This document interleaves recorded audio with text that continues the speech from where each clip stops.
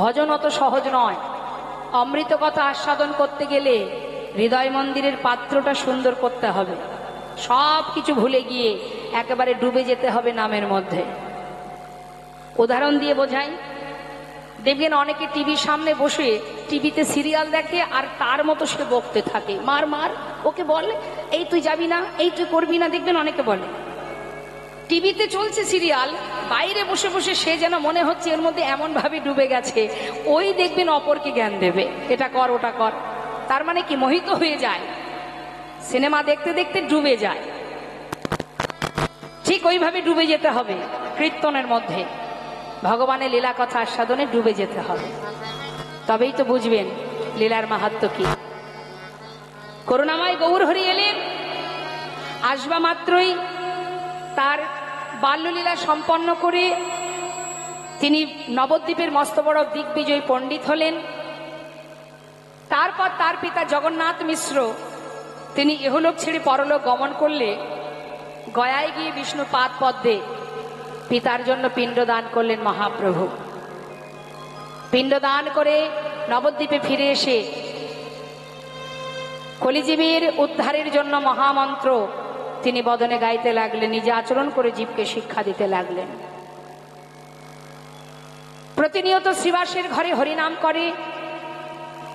শ্রীবাস, এই যে শ্রীবাস পণ্ডিত যিনি দেবর্ষী নারদ কলিত হয়েছে শ্রীবাস, শ্রীবাস আমরা প্রত্যেকেই যদি আমাদের হৃদয় মন্দিরটাকে শ্রীবাস করতে পারি, শ্রী মানে সুন্দর, বাস মানে বাসা, এই জায়গাটাকে যদি সুন্দর করতে পারি, এখানেও সদা সর্বদাই ভগবান বিরাজ করবেন। তা সেই শ্রীবাসের ঘরে মহাপ্রভু ভক্তগণকে সাথে করে নিয়ে প্রতিনিয়ত হরিনাম করেন, আজও করছেন হরিনাম ভক্তগণকে নিয়ে। হঠাৎ আমার গৌরহরি শ্রীবাসকে ডাকলেন, শ্রীবাস, শ্রীবাস, আজ আমি তোমার ঘরে হরিনাম করছি বটে, কিন্তু আমি জানি না আজ আমি হরিনাম করে কোনো আনন্দ পাচ্ছি না। কেন বলো তো? শ্রীবাস পণ্ডিত বলছে, সে কি দয়াময়, কি হয়েছে তোমার? জানি না শ্রীবাস, কেন জানি না বারবার ওই ব্রজের কথা মনে পড়ছে আমার। নাম পড়ছেন আমার গৌরহরি। মহাজন লীলার পাশে দাঁড়িয়ে বললেন, দেখো দেখো সুন্দর লালা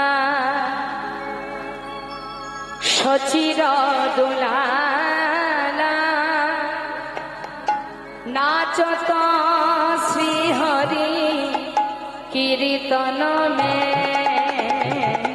সুন্দর লালা সচির দোলালা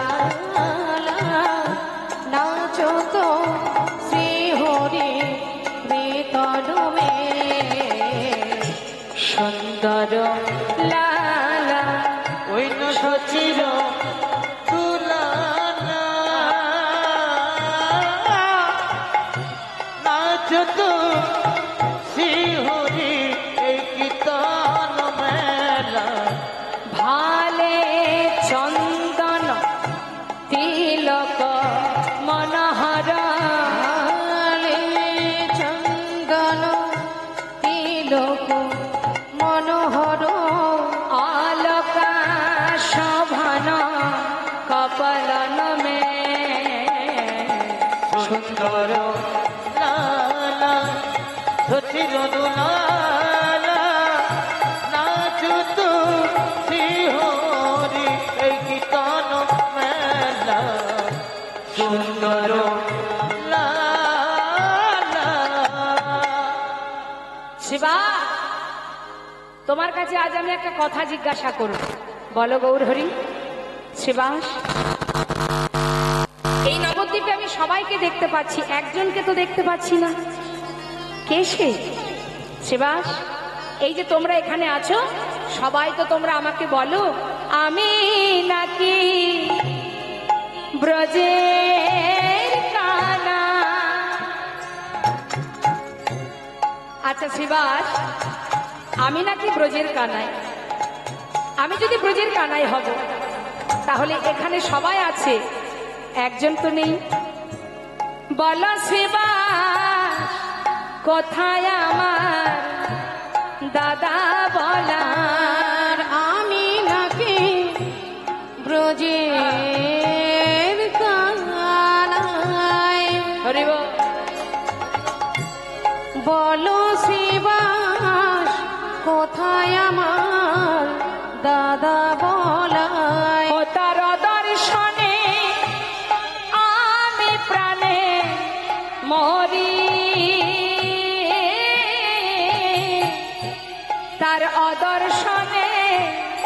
আমি প্রাণে মরি, তার দর্শনে আমি প্রাণে প্রাণে মরি। হরিব তার দর্শনে আমি প্রাণে মরি। একবার বলো শিবাস তরা করি, বলো শিবাস তরা করি, বলো কোথায় আমার হল ধরি, বলো শিবাস তরা করি, কোথায় আমার হলো ঘরে, একবার বলো শিবা তারা করি। কোথায় আমার হলো ঘরে, একবার বলো জয় গৌর হরিবল হরিবল। কোথায় আমার হলো ঘরে, একবার বলো শিবা তারা করি। কোথায় আমার হলো ঘরে, বলো বলো শিবাস তরা করি, তার দর্শনে আমি প্রাণে মরি গো। তার দর্শনে আমি প্রাণে মরি। বাবা বৃন্দাবনের বলরাম কিন্তু কলিযুগে দুটো অংশ নিয়ে এসেছেন, একটা হচ্ছে নবদ্বীপে, আরেকটি অংশ হচ্ছে রাঢ় দেশের মাটিতে, বীরভূম জেলা। তারাপীঠে যারা গিয়েছেন নিশ্চয় দেখেছেন, একটু এগিয়ে গেলেই পরে আমাদের নিত্যানন্দ প্রভুর আবির্ভাব স্থান, জন্মভূমি। তা সেই বীরভূম জেলা রাঢ় দেশের মাটিতে একচক্র গ্রামে এলেন আরেকটি অংশ। এই দুটো অংশ যত সময় এক না হবে মা, তত সময় কিন্তু পরিপূর্ণ আমাদের নিত্যানন্দ প্রভুকে আমরা পাব না। তা আরেকটি অংশ নবদ্বীপে সচিমায়ের বড় ছেলে, নাম কি তার? বিশ্বরূপ। তিনি যখন সন্ন্যাসী হন তখন তার নাম হয় শঙ্করারণ্যপুরী। এবার এই শঙ্করারণ্যপুরী আরেকটি অংশ পাবার জন্য নানা তীর্থ ঘুরে বেড়াচ্ছে। আর এদিকে হারাই পণ্ডিতের ঘরে যিনি এলেন, যার নাম দিল কুবের। ছোট্ট ছেলে একটু একটু করে বড় হচ্ছে, তো এলেন ছোট্ট কুবের। যখন তার 12 বছর বয়স, সেই সময় তারই সমবয়সী বন্ধুদের নিয়ে মাঠে গিয়ে তারা খেলা করে।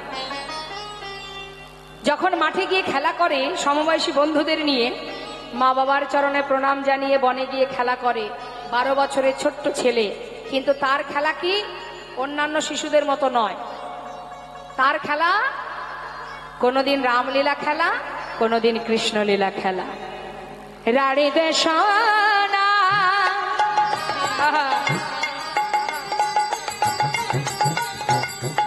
এক চক্রগ্রাম, হরে রার দেশ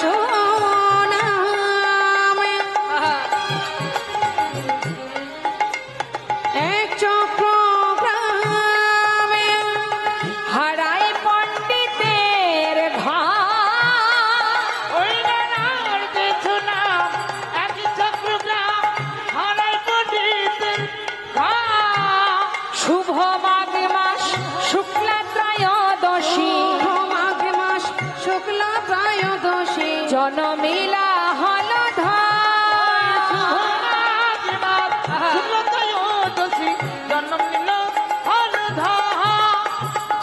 কোথায় এলো? ভীম একাদশীর পরের দিনকে কি বলে মা? দ্বাদশী। তার পরের দিন নিত্যানন্দ ত্রয়োদশী তিথি। সেই দিন এসেছিলেন আমাদের বৃন্দাবনের বলরাম এই কলিযুগে কুবের রূপে, আর একটি অংশ বিশ্বরূপ হয়ে। এবার এদিকে কি হলো, 12 বছরের ছোট্ট ছেলে কুবের বনে মাঝে গিয়ে খেলা করছে, আর এদিকে ওই সন্ন্যাসী হঠাৎ ওই হারাই পণ্ডিতের ঘরে এসে উপস্থিত। পণ্ডিত, পণ্ডিত! হারাই পণ্ডিত দেখছে কেউ কি আমাকে ডাকছে, দেখি তো। দরজাটা খুলে দেখছে পথের ধারে একজন সন্ন্যাসী ঠাকুর। সন্ন্যাসী বাবা, তুমি কি আমাকে ডাকছো? হ্যাঁ পণ্ডিত, আজ আমার ইচ্ছা মধ্যাহ্নে তোমার গৃহে আমি প্রসাদ পাবো। বাবা, এ তো অল্প ভাগ্যের কথা নয়। পণ্ডিত, তুমি এসো, আমার ঘরে এসো। ঘরে নিয়ে গিয়ে তার চরণ ধৌত করলেন। চরণ ধৌত করে তার স্ত্রী পদ্মাবতীকে ডেকে বললেন, পদ্মা শিগগিরই এসো। দেখো পদ্মা, আজকে এসেছে আমার ঘরে। জানো, মহন্তের স্বভাব হয় তারিতে পামর, নিজ কার্য নয় তবু জান পর ঘর। যারা মহন্ত হয় তাদের কাজ কি? কলিহত জীবের ধন ঐশ্বর্য নেবার জন্য তার বাড়ি যায় না। কলিজীবের ঘরে কেন যায়? সন্ন্যাসী বৈষ্ণবগণ তারা কেন যায় কলিজীবের ঘরে ঘরে? তাদের পাপ রাশিকে দূরীভূত করে কৃষ্ণ প্রেম দেবার জন্য। হরি বল। পামর জীবকে উদ্ধার করাই বৈষ্ণবের কাজ, সন্ন্যাসীর কাজ। তাই আজ হারাই পণ্ডিত পদ্মাবতীকে বলছে, পদ্মা তুমি শিগগিরই এসো, আজ আমার ঘরে বৈষ্ণব এসেছে, তুমি দেরি না করে তাড়াতাড়ি বৈষ্ণব সেবার আয়োজন করো পদ্মা। জানো, বহু জনমের স্বীকৃতি থাকলে তবেই গৃহমাঝে সাধুগুরু বৈষ্ণব আসে। কথাটা কিন্তু ঠিক বাবা।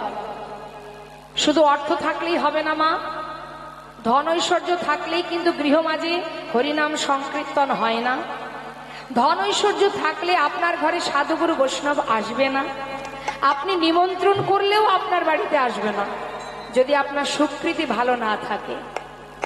আর এমনও কোনো ঘর আছে, কুড়ে ঘর, দেখা গেল সেই ঘরে প্রতিনিয়ত সাধুগুরু বৈষ্ণবের চরণ ধুলি পড়ছে।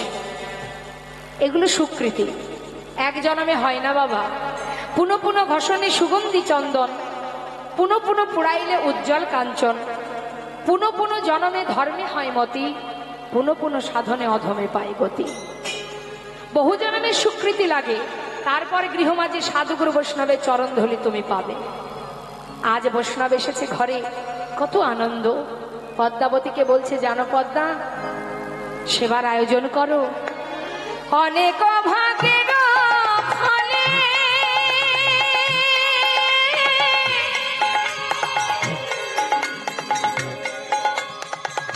বৈষ্ণব আসিয়া মেলে, ওই নয় অনেক ভাগের ফলে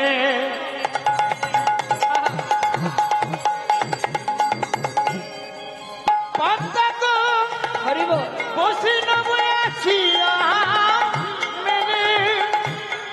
তুমি বৈষ্ণব সেবা করো আয়োজন, তুমি বৈষ্ণব সেবার করো আয়োজন, বৈষ্ণব সেবার করো আয়োজন। বৈষ্ণব সেবার করো আয়োজন। না দিয়ে বৈষ্ণব সেবা নিস্তার পেয়েছে। আরে না দিয়ে বৈষ্ণব সেবা তুমি নিস্তার পেয়েছ কেবা। তার সাক্ষী যুধিষ্ঠিরাজ, তার সাক্ষী যুধিষ্ঠিরাজ। বলো তার সাক্ষী যুধিষ্ঠির, তার সাক্ষী যুধিষ্ঠির। বৈষ্ণব সেবা করো আয়োজন। গো বৈষ্ণব সেবা তুমি করো আয়োজন। না না আর বিলম্ব করো না গো, বৈষ্ণব সেবার করো আয়োজন। আর বিলম্ব করো না গো, বৈষ্ণব সেবার করো আয়োজন। পদ্মা আর দেরি করো না, তাড়াতাড়ি বৈষ্ণব সেবার আয়োজন করো। ঘরে তো কিছু নেই মা, কি দিয়ে সেবা দেবে? তাড়াতাড়ি করে মাতা পদ্মাবতী তার যতটুকু ছিল কোন রকমে রন্ধন করেছে, রন্ধন করে বৈষ্ণব সেবা দিয়েছে। বৈষ্ণব সেবার পর সন্ন্যাসী ঠাকুর বলছে, মা আমি তো সেবা করলাম, এবার তোমরা দুজনে সেবা করো। হঠাৎ মাতা পদ্মাবতী বলে উঠলেন, সন্ন্যাসী বাবা, 7 নয় 5 নয় আমার একমাত্র পুত্র, নাম তার কুবের। সেই যে বনে গেছে খেলা করতে, এখনো ফিরে আসেনি। আমার কুবের ফিরে আসুক, আমরা একসঙ্গে সেবা করব, ততক্ষণে তুমি বিশ্রাম করো। মায়ের মুখের কথা শেষ হতে না হতেই এদিকে 12 বছরের ছেলে কুবের আমার সীতারাম সীতারাম সীতারাম গাইতে গাইতে আসছে। মহাজন বললেন, দেখো দেখো কুবের ঢুকছে, রাম সীতাপতি সুন্দর রাম। তুমি রাম রাম রাম রাম সীতাপতি সুন্দর রাম। হে সীতাপতি আহা, কুবের গাইছে মা, সে গাইতে গাইতে ঘরে ঢুকছে, আর ঘরে রয়েছে বৈষ্ণব। কি বলছে? হে রাম, হে রাম, তুমি রাম, তুমি রাম, তুমি রাম রাম রাম, তুমি রাম, তুমি রাম রাম রাম, তুমি রাম, তুমি রাম, তুমি রাম, তুমি রাম রাম রাম রাম। হে সীতাপতি, তুমি অগতির গতি, তুমি রঘুকুল তিলকরা সীতাপতি সুন্দর রাম, তুমি রাম রাম রাম রাম, সীতাপতি সীতাপতি, সীতাপতি, সীতা। ছোট্ট শিশু তো মা, হঠাৎ ঘরের মধ্যে একজন সন্ন্যাসীকে দেখে তার গান বন্ধ হয়ে গেছে। ছুটে গিয়ে মাকে জড়িয়ে ধরেছে। মা বলছে, বাবা ভয় পাওয়ার কিছু নেই, যাও প্রণাম করে এসো। মাথা নত করে কুবের ধীরে ধীরে যাচ্ছে প্রণাম করতে। যেই না বাবা প্রণাম করতে গেছে, সঙ্গে সঙ্গে সন্ন্যাসী কি করলেন? নিজের চরণটা সরিয়ে নিলেন। মনে মনে বলছে, আহা হা হা, করছোটা কি? কেউ জানুক বা না জানুক, তুমি তো জানো তুমি বাকে আর আমি বাকে। আরে বাবা, নিজে নিজেকে কেউ প্রণাম করে? এটা মনে মনে বলছে। কত জায়গায় খুঁজলাম তোমায়, আর তুমি যে এই ভাঙা কুড়ে ঘরে লুকিয়ে আছো জানতাম না। আচ্ছা, এটা মনের কথা। আর মুখে কি বলছে? এই যে মাগো, তোমার ছেলে ঘরে এলো, যাও এবার সেবা করো। তিনজনে মিলে সেবা করেছে বাবা। আহা, সেবা করে সন্ন্যাসী ঠাকুরের কাছে এসে বলছে, সন্ন্যাসী বাবা, আজ যখন তুমি কৃপা করে আমার ঘরে চরণধুলি রেখেছ, আজ সারা রাত ধরে তোমার মুখে আমরা কৃষ্ণ কথা শ্রবণ করব। আমাদের একটু কৃষ্ণ কথা শোনা। এবার আমার মায়েদের কাছে একটু জিজ্ঞাসা করি, বাড়িতে যদি গুরুদেব আসে আপনারা কি বলেন? গুরুদেবকে কি বলেন? কৃষ্ণ কথা শোনাতে বলেন? গুরুদেব, গুরুদেব যদি একবার বাড়িতে পা রেখেছে, যার জীবনে যত দুঃখ আছে সব গুরুদেবকে জানায়। গুরুদেব, আমার বাড়ির এই সমস্যা, আমার ছেলের এই সমস্যা, আমার পরিবারের এই সমস্যা, আপনি এসেছেন যখন গুরুদেব, আমাদের এই সমস্যা সমাধান করবার মতো আশীর্বাদ করে দিন। হাত দেখুন গুরুদেব, কি সমস্যা আমার, হাতে যত সমস্যা, হরি বল, সব গুরুদেবের কাছে জানাতে পারলে আমরা বেঁচে যাই। এটাই গৌর হরি বল। কিন্তু প্রকৃত ভক্তের স্বভাব কি? আজ এখান থেকে আমাদের শিক্ষা পেতে হবে মা। গুরু যখন বাড়িতে আসে, এই সংসারে ত্রিতাপ জ্বালার মধ্যে দিয়ে ভগবানের নাম তো করার সময় নেই আমাদের। তাই যখন কোনো বৈষ্ণব, কোনো সন্ন্যাসী, কোনো ভক্ত আসে গৃহে, হাজার কাজের মধ্যে দিয়ে সময় বের করে তার কাছে বলতে হয়, আজ যখন নিজগুণে কৃপা করে আমার ঘরে চরণধুলি রেখেছ, তোমার মুখে দুটো কৃষ্ণ কথা শ্রবণ করব। এটা ভক্তের করা উচিত, কিন্তু আমরা সেটা করি না। মনে করি গুরুদেব যদি আশীর্বাদ করে দেয় তাহলে আমরা সর্বসুখী সুখী হয়ে যাব। জেনে রাখবেন মা, গুরুদেব একটা কাজই পারেন, সে কিন্তু আপনাকে ভগবানের চরণে পৌঁছে দেবেন না। তবে গুরুদেব কি করেন? গুরুদেবের কাজ কি? আমি যেমন ভগবানের দাস, তুমি যদি আমার কাছে আসো, আমি তোমাকে ভগবানের দাস করে দিতে পারি, কিন্তু তার চরণে পৌঁছানোর দায়িত্বটা তোমার, সেটা আমার নয়। আমি তোমাকে দাস করবার পথ বলে দেব, কিভাবে তার চরণের দাস হবে, কিন্তু সেইখানে পৌঁছাতে গেলে তোমাকে পৌঁছাতে হবে তোমার কর্ম অনুযায়ী। সাধু সঙ্গ করো, বৈষ্ণব সঙ্গ করো, ভক্ত সঙ্গ করো, ভক্তের চরণধুলি অঙ্গে মাখো, দুফোঁটা বাড়ি বরিশন করো। অত সহজ নয়, ভক্ত বললেই ভক্ত হওয়া যায় না। আমরা সর্বক্ষণ সুখের কামনা করি ভগবানের কাছে, সুখে রাখো, ভালো রাখো, শান্তিতে রাখো। কেন কেন চাইবো তার কাছে? একটা জীবনে সব রকম থাকবে, সুখও থাকবে, দুঃখও থাকবে। যা তিনি দেবেন তাতে সন্তুষ্ট হতে হবে। একবার ভেবে দেখো কি দেননি তিনি আমাদের। হরি বল। তোমার সন্তান আছে, আর একজনের সন্তান নেই, তাহলে তোমার থেকে সে দুঃখী। তার যেটা আছে তোমার নেই, তাহলে কেন চাইবো তার কাছে? না চাইতে সব পাওয়া যায় যদি তুমি ভরসা করো। আমাদের সমস্যা এটাই মা, আমরা কোনো কিছু পাওয়ার আশায় কর্ম করি, তাই না? ভালো করে কথাগুলো মন দেবেন। কোনো কিছু পাওয়ার জন্য আমরা কর্ম করি, আর ভগবান তিনি মুচকি মুচকি হাসে আর বলে, তুই যে কিছু পাওয়ার জন্য কর্ম করছিস, আমি যেটা ভাববো তুই সেটাই পাবি। কিন্তু তুই যদি কোনো কিছু পাওয়ার আশা না করে কর্ম করিস, তাহলে আমি সেটাই তোকে দেব যেটা তুই চাস। নিতাই গৌর হরি বল। চাইবার দরকার নেই, না চাইতে পাওয়া যায় যদি বিশ্বাস থাকে, ভালোবাসা থাকে, ভক্তি থাকে। সাধুসঙ্গ সাধুসঙ্গ সর্বশাস্ত্রে কয়, লব মাত্র সাধুসঙ্গে সর্বসিদ্ধি হয়। সুন্দর একটা দৃষ্টান্ত একটু দিই বাবা। সাধুসঙ্গ করলে কি হয়? ভগবানের চরণ পাদপদ্মে পৌঁছানো যায় যদি ভক্ত সঙ্গ করা যায়, সঠিক পথে যদি আমরা যেতে পারি।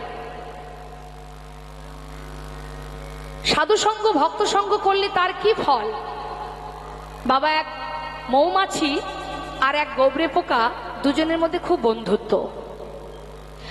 দুজনের মধ্যে এত সুন্দর বন্ধুত্ব, হঠাৎ একদিন বলে উঠলেন, হ্যাঁ রে বন্ধু, এই বন্ধু, বলি প্রতিদিন তুই আর আমি একই সঙ্গে বসে আমরা আমাদের দুজনের মধ্যে যে বন্ধুত্ব আছে, আমরা গল্প করছি, আহা, আপন মনে নিজের ভাষায়, কিন্তু আজ পর্যন্ত এতদিনের বন্ধুত্ব, আজ পর্যন্ত তোর বাড়িতেও আমি কোনোদিন গেলাম না, তুইও আমার বাড়িতে কোনোদিন এলি না।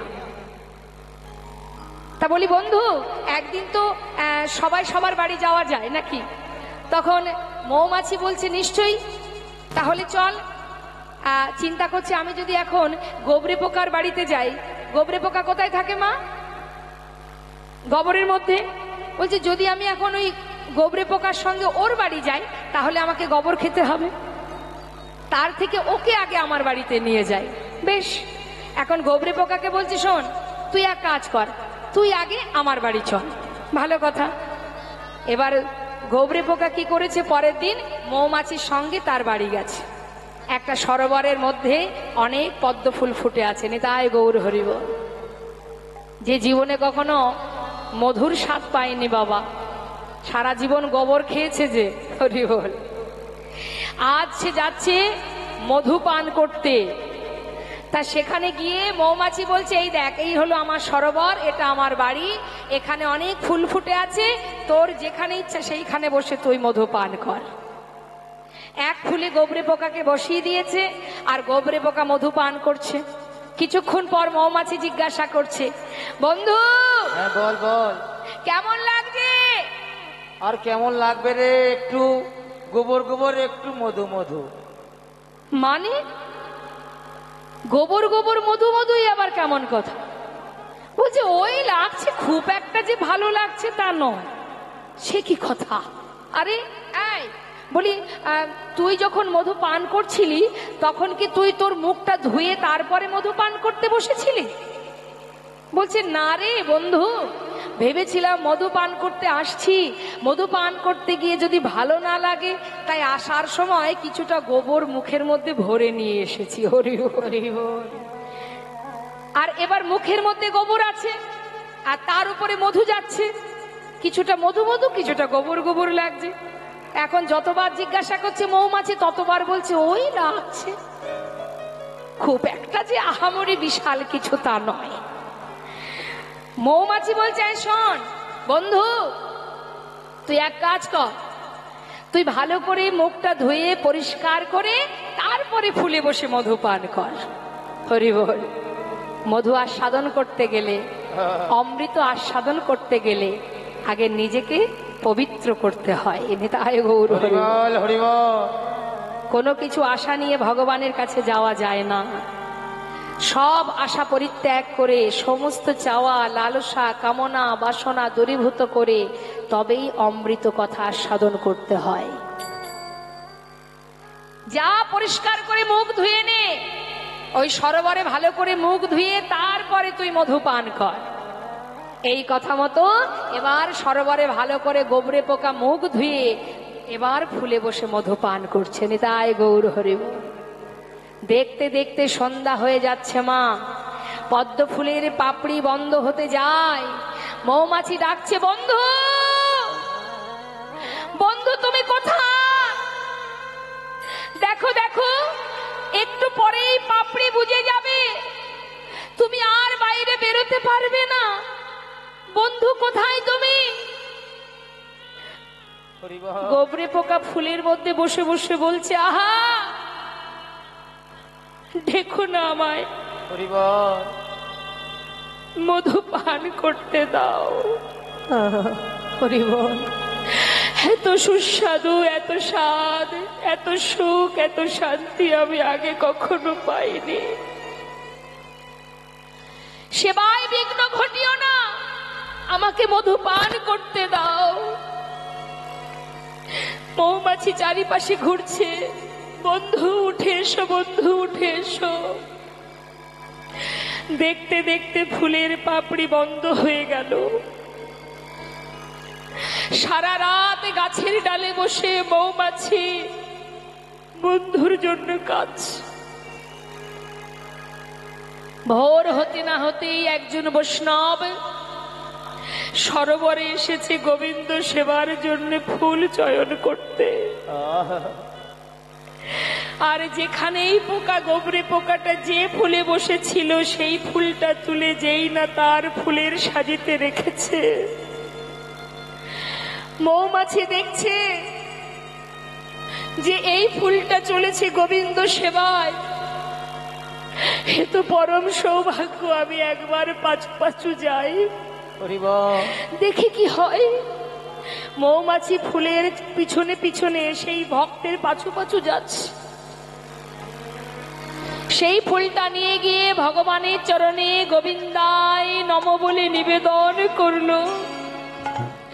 মন্দিরের বাইরে গাছের ডালে বসে মৌমাছি দেখে আর বলে, বন্ধু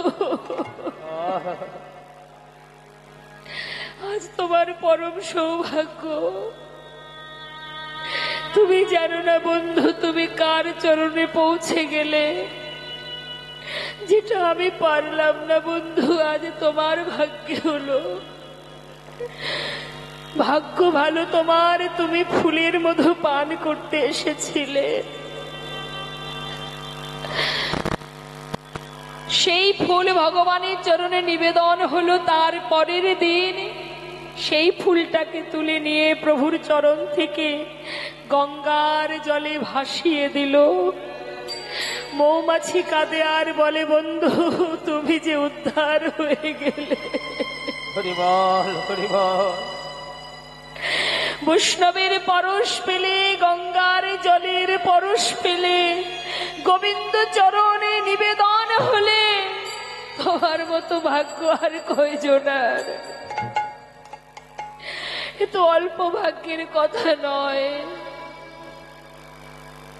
তাই মাগো,